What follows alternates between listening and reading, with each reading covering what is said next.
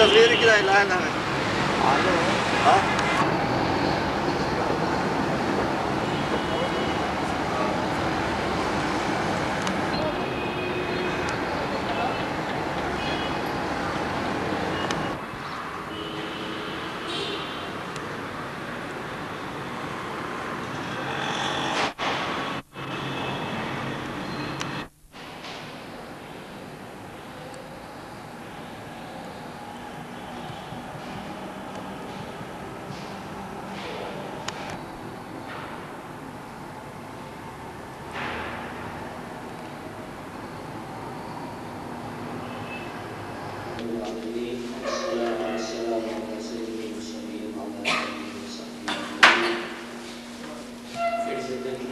Welcome to Iqbal Academy, Pakistan, and today's session of Halqa-i-Iqbal Circle.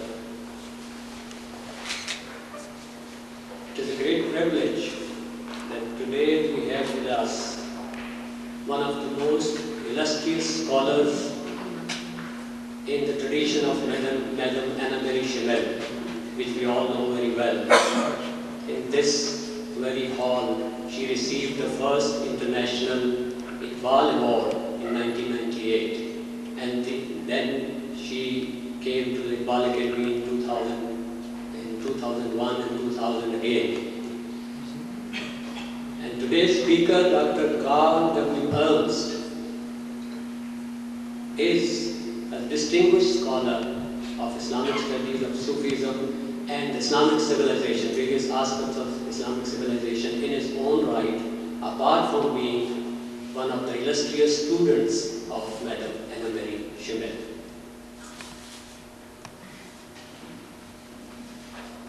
Dr. Ernst is Director, Carolina Center for the Study of the Middle East and Muslim Civilizations, and Distinguished Professor, Department of Religious Studies, University of North Carolina. Dr. Ernst is an internationally acclaimed author of various dimensions of Islam, especially Sufism and culture. His earlier works on Sufism and Islamic civilization include Eternal Gardens, which dealt with the Sufism Deccan, then his Shambhala Guide to Sufism, one of very important, lucid and informative guidebooks on Sufism.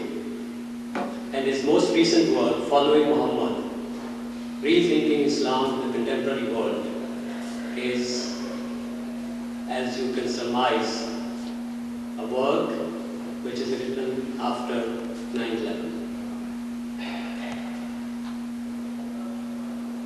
Today he has agreed to speak to us on the sources of Sufism and the sources of Islamic tradition.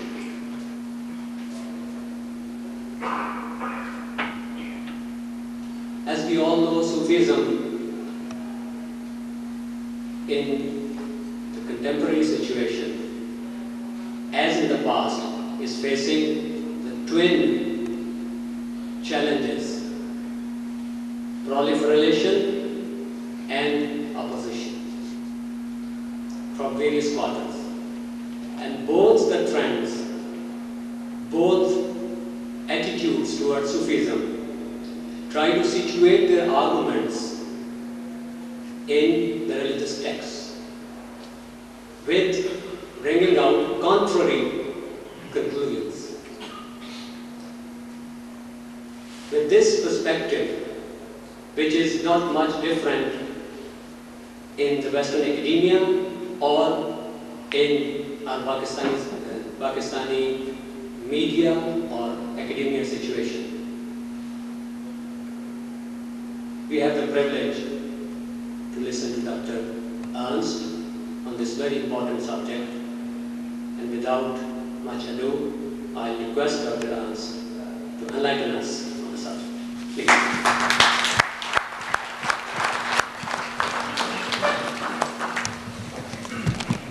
And warm welcome, and it's a great pleasure to be here here. And I was reminded that today when we were just chatting that Sohail Omar and I met 20 years ago on the occasion of a conference in Sindh on Shah Abdul Latif. That was my first visit to Pakistan, which I have very fond memories indeed. So thank you again for this kind invitation. What I would like to do today is to present to you informally some perspectives on how to understand Sufism in terms of its historical origins. And I'm going back to fairly early periods to do this.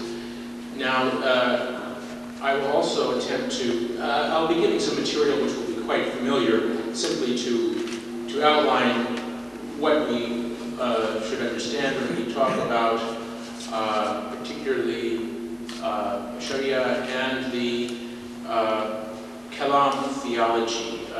This is different, of course, from the Sufiana Kalam of modern poetry.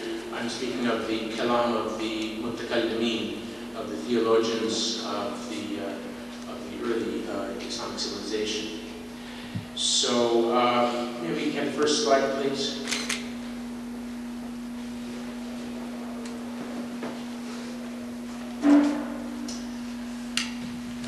So just beginning very briefly, I'm going to give you this sequence of the argument. And I'm going to present this not as a kind of authoritative statement, but I'm treating this as a problem which needs to be analyzed and questioned. And I think you'll see my method as we go along. So we'll take a quick look at what might be understood by Sharia, and then look at a couple of examples of theology. And what I want to do is to put some short texts on the screen in front of you so you can see some of the key texts of two different schools of Islamic theology, the Mu'tazila and the Ash'ari school. And then, especially with the second case, I will be giving you the Ash'ari doctrine as presented by a Sufi scholar of the 12th century. Then, to go back to the level of the analysis of the problem, I'll make a few points about the history of the concept of mysticism as a term in English.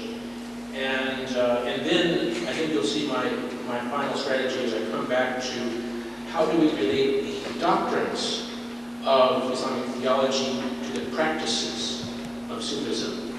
And this does form an important historical legacy which is worth analyzing. And finally, as Sohail Omar pointed out, Sufism is a contested and debated subject.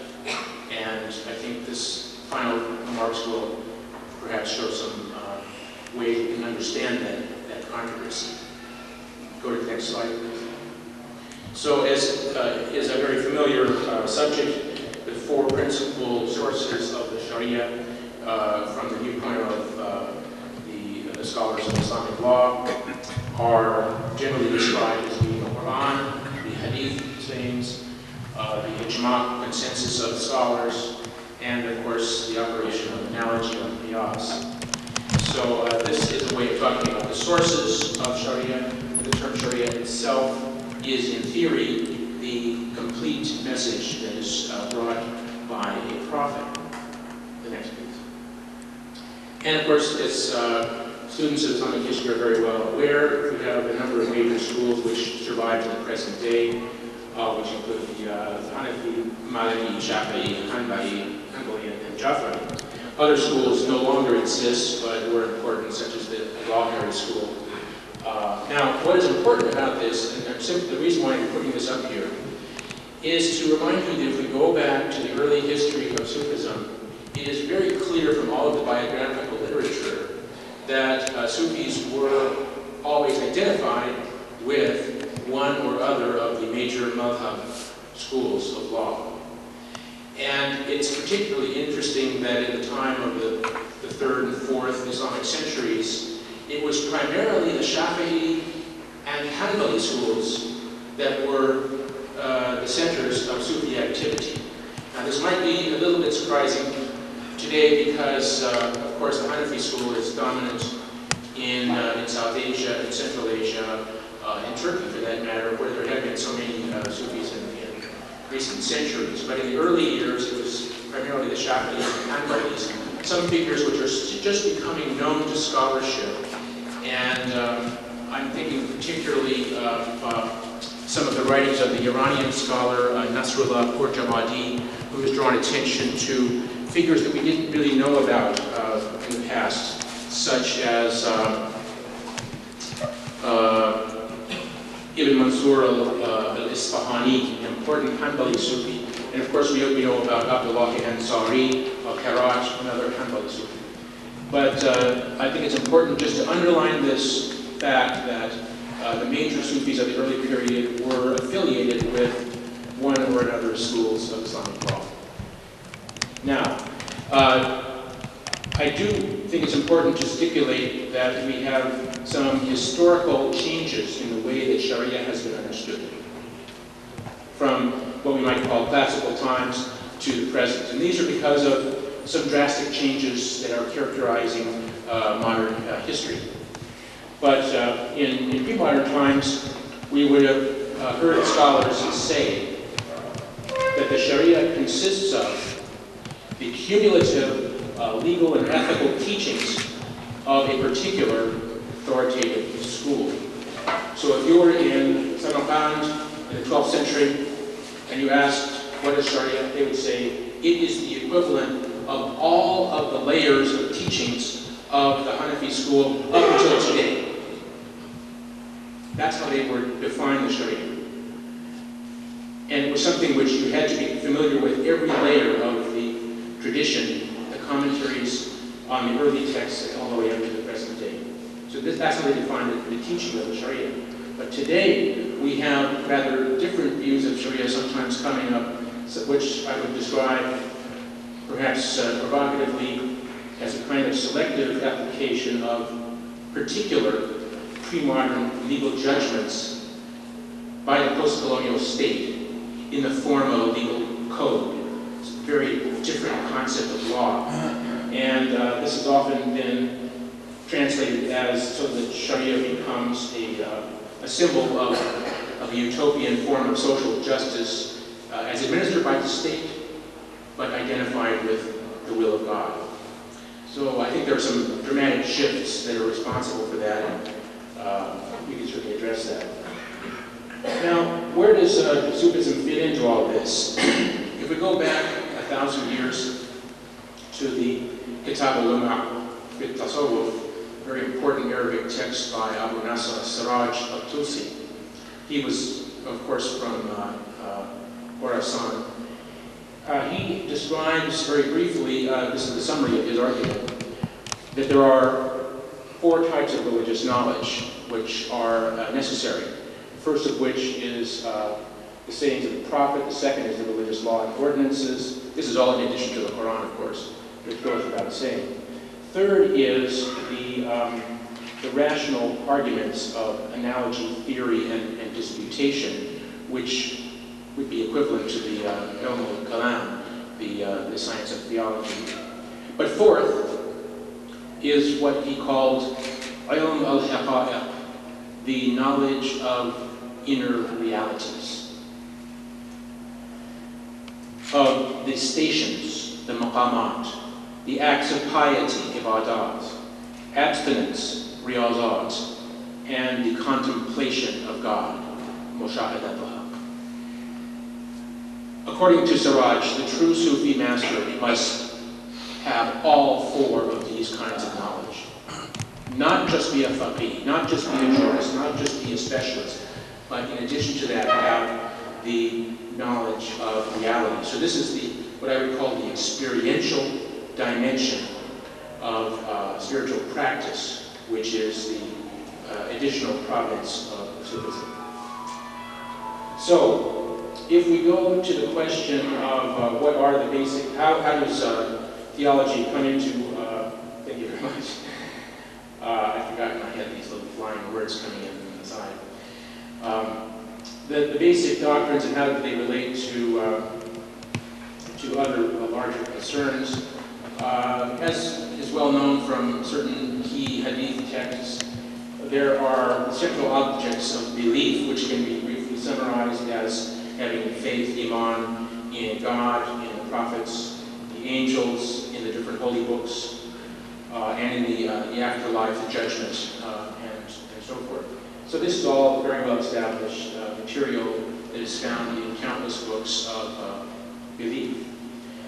Now, after that, we come to the more speculative dimensions of this, and of course, the terms that we begin to see are partly reflective of the encounter with Greek philosophy, which, as in the Jewish and Christian traditions, was responsible for the development of the new kind of theological reflection, which used terms of a rational character. So the key ones we find in the theological text are the description of the essence of God, the zot, the attributes of God, the sifat, which are traditionally equivalent to the 99 names of God. The names of God is found in the Quran. And perhaps less frequent in reference today are the actions of God. Of course, the problem is that the essence of God is unknowable. It is beyond any rational access.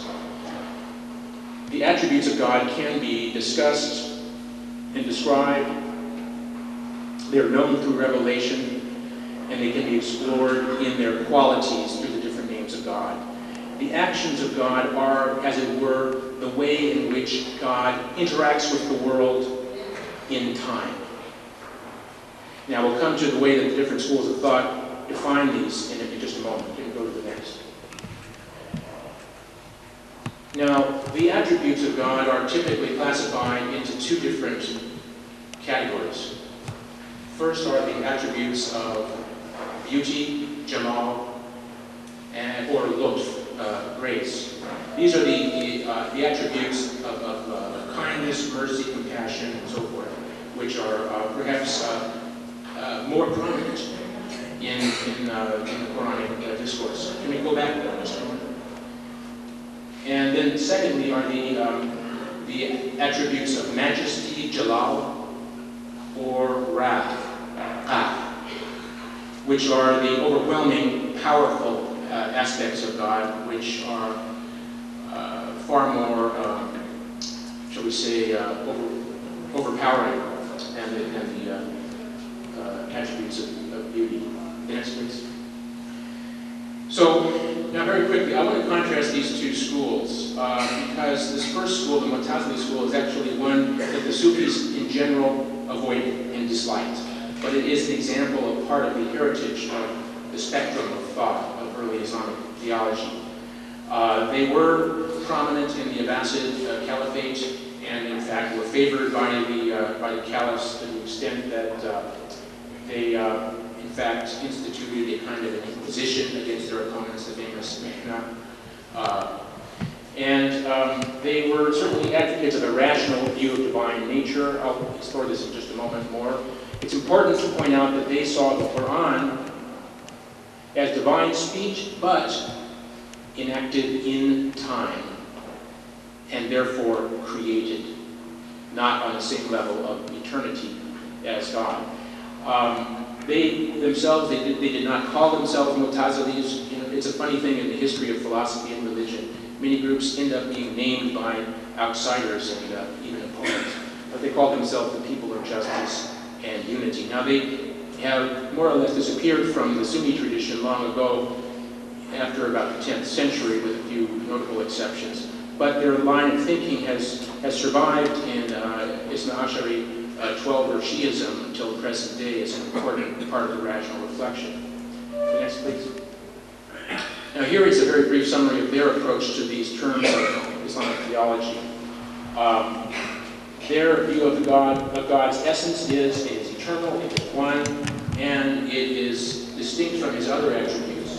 They name 7 essential attributes, that is to say, knowledge, life, power, will, hearing, sight, and speech, which are the keys to the way that God interacts with the created world, but which, in their view, are all created in time. because the Mu'tazilis were extremely serious about avoiding any description of something that could be, which they would see as shirk, as associating God with other kinds of entities of an eternal character. And they thought that eternal attributes would be similar to polytheism or Trinity, as in Christian theologies. Next, please.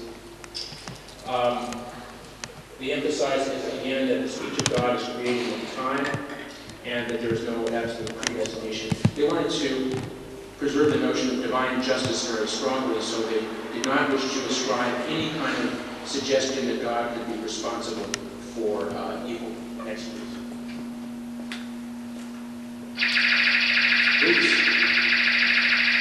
I think the gym invaded my presentation. Oh, that's kind of interesting. Okay. They had a distinctive doctrine about the intermediate position of the sinner and so forth. The next one, I hope we're not going to get more machine guns here.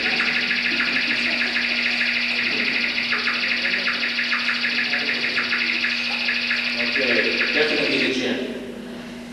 Anyway, they, in accordance with their view of the afterlife, insisted that the vision, the ru'ya of Allah, the vision of God in the afterlife is not physical.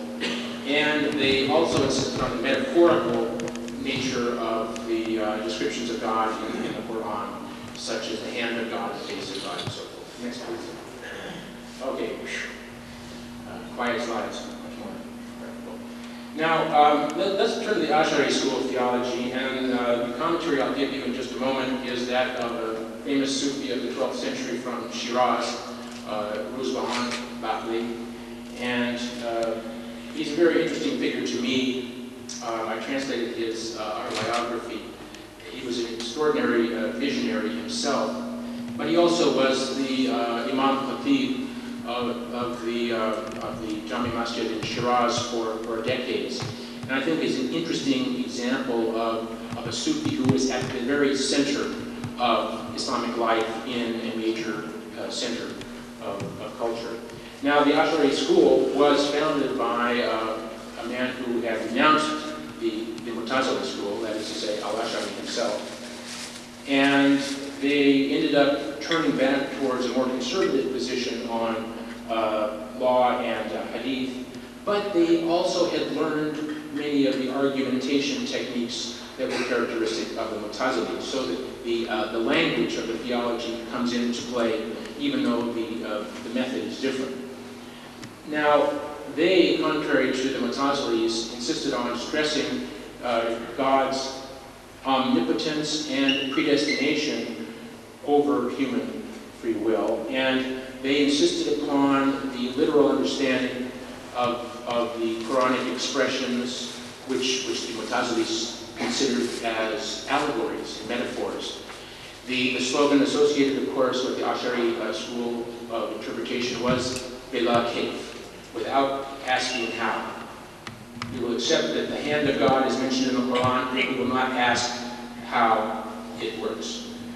So what's important to notice is that the Ash'ari school was adopted by many Sufis. Particularly, we see this in Khorasan and Nishapur, when the Shafi'is and the Hanafis were having tremendous struggles for domination in the 10th, 11th centuries. The Shafi'is associated themselves with the Ash'ari school of the Kalam, and I think it's partly because of the much greater respect that it gave to the divine word. We'll come back to that in a moment. Next, please. So this is what Rusbahan has written in a work on theology. This is aimed at his murids, at his students, and it's actually an interesting text which was discovered in Istanbul just a couple of decades ago. Here is the description of the divine essence, and I think you'll see an interesting kind of style here. You'll excuse me, I'll just read it. He exists eternally without beginning or end. He is really existent, not like the existence of things that depend on something else. His existence depends on itself, without body, substance, or accidents, for substance is the locus of accidents. The essence of him who is exalted does not enter things, nor depart from them, nor is it a state inhering in something or imposed on it. Rather, he transcends any relation with temporality, for he is one in every respect. Now, this is actually somewhat restrained language for Rusbahan, but I think you can see that there is a kind of an emphasis on transcendence, on God being beyond every category that is available to human thought. This is the divine essence. Next, please. Now, the attributes. He's going to actually use the same terminology that the Mutazilis do, but there's a different kind of emphasis. He is knowing, powerful, hearing, seeing, speaking, living, willing. These are the same 7 attributes that the Mutazilis talked about. But there's a different emphasis. These attributes are eternal, without beginning or end in his essence. It's likewise with all the names and qualities by which he has described himself, and as God described himself in the Quran. He speaks by his speech, knows by his knowledge, wills by his volition, lives by his life. These attributes are an augmentation to the essence, but not in the sense of division, joining, or separation. This is a very typically Sufi methodology that he's using here. He is trying to give us a mental picture of the relationship between the attributes and the essence, but he immediately reminds us that this is not a physical relationship. It is not something that can be described in ordinary terms. Next, please. These are the divine actions. Understanding that everything from the throne to the earth is the creation of the Most High. Everything but his existence is his action. This is a very strong emphasis on divine omnipotence and perhaps even omnipresence in nature. He brought them into existence from pure non-being. So it is with whatever is originated in his kingdom for eternity without end. The actions of creatures are also the creation of God Most High, although they are acquired by creatures. This is the famous doctrine of kasb, or acquisition, according to which the actions of humanity are created by God, but acquired by us in terms of responsibility. Okay, now I want to move back a little bit and talk about the category of mysticism. I think that's it itself, which is, of course, an English word. It has a history which goes back to 1739. That's the first time that it's recorded to be used in English. Now, I think in general one can describe a mystical theology as one that emphasizes that God is beyond reason, and therefore God is indescribable in any exact sense. This is also called a negative theology. The technical term for that, coming from the Greek, is apophatic. It means basically negative. And the key text where this was really introduced is called the mystical theology. Actually, in the original Greek, mystike probably meant something more like hidden divinity or concealed divine nature, hidden or concealed beyond human reason. It's an old text and had a very powerful influence in both Eastern and Western Christianity. Now, by extension, the term mysticism today also means an experience, not just a theology, but an experience of God that transcends the intellect and its expression. More commonly, I find when I ask my students, what is mysticism? They don't know any of this. They think that mysticism must mean something that is fuzzy and non-rational. And actually, there are some European and American philosophers who will tell you that mysticism is just bad thinking. Next, please. On a popular level, we also find it being used to describe magical or occult experiences, paranormal, and the like, which is rather different from its original meaning. Next, please. Now, in modern academic studies, we see a number of questions that have come into the debate in recent years. One question arises, do all religions have a mystical aspect? Maybe or maybe not. This is a question that needs to be explored. If we do find that different religions religions have a mystical tendency, does this mean that they somehow are the same? Do they reach similar conclusions? Do they reach similar experiences? Of course, the problem is when you get to the realm beyond expression and description, it's hard to say.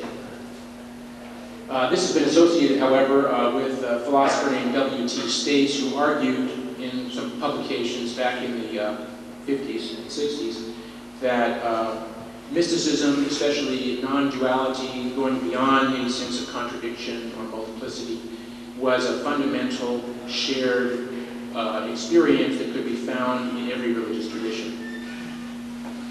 But this also has been countered by other perspectives. Particularly a scholar named Stephen Katz published a number of books, collected volumes actually, with essays by scholars on different subjects, in which he argued very strongly that we only have access to mystical experience through language. And language is inevitably mediated through culture and history. And therefore, we cannot ever really get to that mystical experience, because all that we have from the mystics is the words they have left behind, which they have already told us are inadequate. So this raises a number of questions about how can one meaningfully talk about that which is inexpressible. Next, please. So now let's go to a brief consideration of Sufism. Now, there we go. Sufism is a term that also has a history. If you think about it, of course, it's an English word. It has an ism on the end.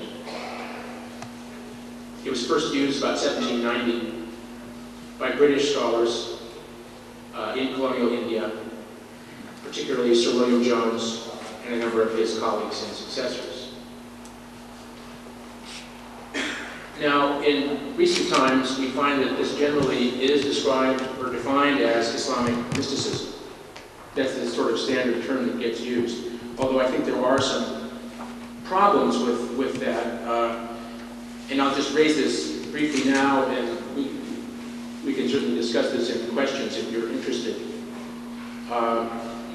For instance, I think that in a number of studies of Christian mysticism, there is a common observation or claim that this is a private experience, that it is something having to do with people by themselves in meditation, removed from society, although in fact there actually has been some considerable debate about that because of the social and political role and impact of mysticism in Christian circles. But nevertheless, there is a kind of a residue of the notion that mysticism is somehow apart from society. And that actually doesn't work very well with the history of Sufism. There is, of course, the important aspect, I've already alluded to, the engagement of early Sufis with Islamic law and theology. The Quran and Hadith, of course, also played a very important role. And there are just countless examples of this that one can find. Another a couple of aspects that are important are the emphasis on ethics and practice, including what we would call Islamic law. And in the early textbooks that were written in the 10th century, there's a whole host of them: Qushayri, Siraj, Kalabazi, and others. And it's quite noticeable how firmly the insistence upon performance of required actions is found as a preliminary. And finally, there is a notion of interiorization of religious practice, and these early texts are pretty clear about that. In other words, that in performance of the Hajj, for instance, it's not really sufficient to go through the actions in a mechanical fashion, but one needs to be constantly looking inward to find the deeper deeper significance of these activities. So this is all coming out of a long tradition of meditation on the Quran and on the other aspects of Islamic religious life. And there's quite obviously a buildup of shared experiences that is communicated by communities of people across a very wide range of territory, which is why we can really speak of this as a tradition. Next, please. Oh yes, of course, the historical origin of the term Sufism, as is fairly well known, comes from the Arabic word suf, which means wool, and was associated with the garments of prophets and ascetics in the ancient Near East from long ago. And during the early years of the development of Sufism was a kind of sign of the rejection of the luxurious life of the courts and the centers of power, which were, of course, dominant in the caliphate courts, which imitated in many ways the empires of the Greeks and the Persians. Next, please. Now, if we go to some further developments of thought in Sufism, we find some characteristic terms that come in, which are certainly put into relationship with the classical Kalam theology, but these are a bit more characteristically related to Islamic themes and Quranic references. So we find, for instance, the discussion of, if we look at the cosmology, the doctrine of the nature of the universe, we have the canopy and throne of God, of course, Allah al-Mahfuz, the preserved tablets, the pen. There's a whole cosmological kind of presentation about what is existing at the very highest levels of the cosmos that are next to God.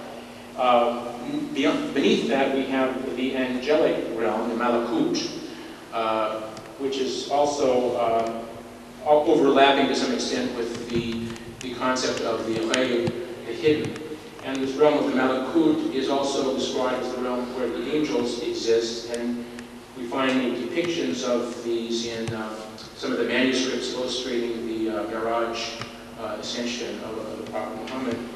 And so this is certainly one of the kind of important regions, as it were, of the spiritual universe.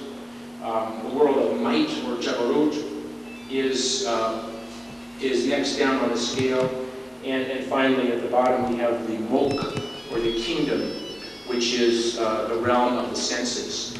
Many scholars have noticed that this also resembles, this system of the spiritual universe resembles in certain ways the concepts of the Neoplatonic philosophers, in which you have the one which is radiating out the world of intellect, and then the world of the soul, and finally the world of the senses at the lowest level. So there are some parallels with that Neoplatonic worldview as well. I think it's also really important to notice the concepts of beginning and end, and the concepts of time and what is beyond time. And here we also have very highly developed technical vocabulary, which is somewhat challenging, to be sure, because we're talking about things which really go beyond the limits of earthly experience. So, for instance, we don't have just one kind of eternity. We have azal, which is eternity without beginning, or pre-eternity. And then we also have abad, which is eternity without end. And then we also have what I would just jokingly refer to as regular eternity, al-qidam, and finally many different synonyms for time or temporality. And these are critical to the development of early Sufi thought. For instance, Junayd of Baghdad very famously defined Tawheed, the divine unity, as the isolation of the eternal from the temporal. Ifrad al-qidam min al-hadath. The isolation of the eternal from the temporal. It's a really important kind of definition of the nature of the timelessness that is associated with God. Next, please. On a psychological level, Sufi doctrine is filled with descriptions of the states and stages that the soul may be expected to traverse. The states, the ahwal, are typically considered as kind of unexpected experiences that come to one through divine grace, while the stations, or maqamat, are the result of the aspirant's striving and effort. And so we have many different treatises that discuss this. The earliest ones are actually quite simple. For instance, in the early 9th century, Shaqiq al-Balkhi has a description of 4 stations. The important thing is there is a sense of gradation and movement. Later on, there are more developed sequences of a dozen stations, or we get finally in the 11th century with Ansari, for instance, we'll find 100 stations. And Rusbahan has a book which is called 1001 Stations. That's not enough for you. And so what's interesting about these is sometimes the same author would write 2 different works. This is what happened with Ansari. He has the Sat Maidan in Persian, which is 100. He calls them Maidan there, fields. And then he has the Manazil al-Saqirin in Arabic. It's also 100 stations, but they're in different order. So you might say, why does he do that? And he actually does explain. It's aimed at a different audience. One of the books was aimed more at the beginners, and the other was aimed at a more advanced class of seekers. And in a way, I think you could expect that any kind of a description of these different spiritual stages would depend upon the experience of the author and would be reflective of an individualistic trajectory. Next, please. Now, here's where I want to tie this together. That is to say, the theology with the experience. We go back to the attributes, the divine attributes of God. First, those of majesty or jalal. These are very clearly associated in Sufi texts with what is called constriction, halqa. That is to say, when the heart is overwhelmed with experiences that are just too big for it, and its light becomes small. And as he describes here, the wrath of unity, the veils of authority, the accumulated lights of greatness, and the mounting of magnificence in their heart, so they are removed from the qualities of humanity. This results in the further state, which is very much discussed, fana, the annihilation of the ego, which some compare to the dark night of the soul from the Christian mystics. Secondly, and in a complementary fashion, you might say, the attributes of beauty or jamal are associated with the expansiveness of the heart. That is, the bust is the expansion of the heart, the loveliness of the attributes and the delight of speech with God gives them intoxication and purification with the state of ecstasy. So the Sufis are linking those particular divine attributes with the experiences of the opening up of the heart, and therefore if you connect with those, you will have a different kind of experience, which ultimately leads to what is called the off, or the subsistence, or the experience of the divine presence. Next, please. Now, let's go back to our current context and consider just as a closing theme, the modern debates about Sufism. And I think it will be instructive to contrast those with the pre-modern ones. So, as I mentioned before, European Orientalists, as it were, discovered Sufism in about 1790, And what's very extraordinary about the literature that was produced at that time is that they were quite sure that Sufism could have nothing to do with Islam. The very first article that was published exclusively on the subject of Sufism appeared in 1819. It's written by a man named Lieutenant William Graham, and he was on the staff of Sir John Malcolm, famous British diplomat to the court of Persia, who also in his history of Persia had written an interesting chapter on Sufism, a good deal of which was derived from a hostile Shi'i mujtahid who did not like Sufism at all. In any case, what was very funny about this first article by Lieutenant Graham about Sufism, he says, Sufism is really quite interesting. It's sort of like the Gospel of John and reminds me of the Hindu thinkers, especially Kabir, and it's also similar to the Greek Neoplatonists. But it is so attractive and so delightful that it couldn't possibly have anything to do with Islam. And then he concludes on an even more bizarre note when he says, and of course, this is in 1819, we British here in India are often considered to be Sufis because, like them, we give no care to the practice of religion and we enjoy wine. So this was the very first article written on Sufism in English.